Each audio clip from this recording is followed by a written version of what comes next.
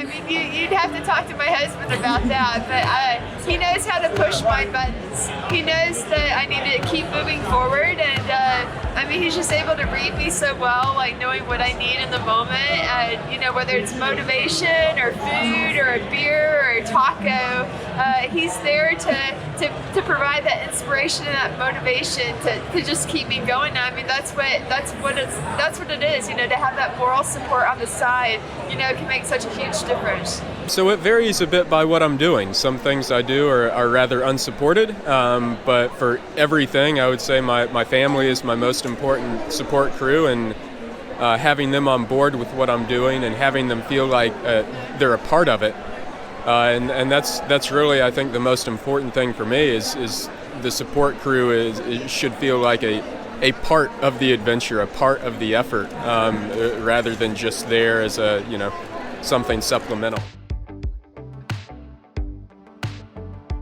I don't have a huge amount of experience of support crews, but I did have one on a coast-to-coast race, which is a multi-discipline race across New Zealand, and the support crew were our lifeline. I think tips for the support crew is, remember, don't take anything personally. When your athlete comes in, they are going to be wrecked, they're going to be ruined, they're going to be dealing with all the challenges of the last 15, 20, 30 miles, and they're not going to be thinking about you. They're probably going to be behaving a little bit selfishly. So if you're a sensitive person, just remember, if you're a support crew, it's not about you. Don't take it personally. The most important thing you can do as a member of a support crew is imagine that the runner in the race is a toddler.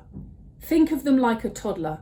They are coming in and they will likely not be able to dress themselves, feed themselves. They might have even pooped themselves on the way. That's very much like a toddler, perhaps more of a pee. But I would just say, if you get into your head that person coming in is about as capable as a toddler, and they're probably wobbling around like one as well, then that makes everything much easier. Meets you and carries your bag. So here we can see how many people are still out on the course. You count the bags. So what have you been up to today, Louise, as a marshal? We've been mainly carrying people's bags to their tents and eating chips. Good workout for you then. Absolutely. My support crew tends to be virtual, so I carry them in my head and my heart. I do all my races unsupported, really. I have used support crews, and one of the big lessons is, runner, you need to train your support crew. You need to educate your support crew to tell them how to support you, because you are the expert on what you need supporting wise. So don't think they know what they're doing. Speak to them like a puppy or a small child. Use simple, plain language and tell them what you want. I think the best advice I'd give somebody who's going to cruise somebody for the first time is actually listen to your runner. What does your runner want? What are they after? It's not about you, it's about them. So just listen to them and just take it from there. Yeah, I've done races, 24-hour races, especially obstacle racing, where you have a support crew, and it's really important that they understand what type of person you are and what you want to eat and what kit you might want before you even know you want it. But ultimately just people that you're going to smile to see. You don't really want to get into an aid station and be put in a bad mood when you leave, so you just want to surround yourself with happy people that are going to make the experience better. I think crewing's good in races that have less support, so when there's regular checkpoints and you can stock up regularly without carrying loads of stuff from the start, try not to use the support crew too much, because ultimately it's just a time drain. You know, you end up faffing with kit and nutrition you maybe didn't need. Where I would say it's valuable is if you're really racing at the front and you need water and food quickly, you want to keep moving as fast as possible without stopping at checkpoints, it is more efficient. And if the weather's really bad, then obviously multiple changes of clothing, just for safety more than anything else, is obviously ideal.